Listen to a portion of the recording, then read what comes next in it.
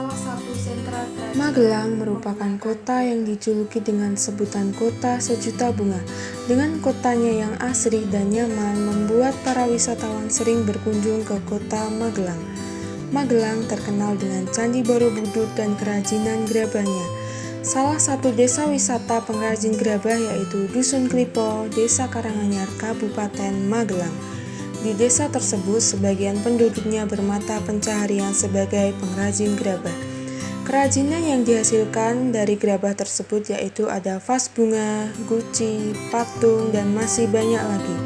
Adapun proses pembuatan gerabah antara lain yaitu proses pemilihan dan pengambilan tanah liat, proses pengolahan tanah, proses pembentukan tanah liat, proses penjemuran gerabah, proses pembakaran gerabah, dan proses finishing atau penyempurnaan.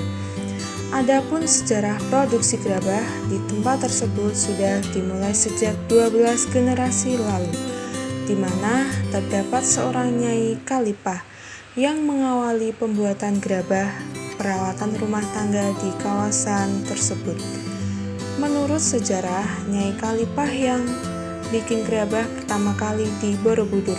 Tapi jika melihat relief Candi Borobudur sejak zaman Sailendra sudah ada pembuatan gerabah yang membuat peralatan rumah tangga. Dari murni produksi gerabah, kemudian pada tahun 2004 mulai merebah ke souvenir dan pariwisata. Dan kini sudah terdapat 90 pengrajin yang terbagi dari 5 kelompok pengrajin gerabah.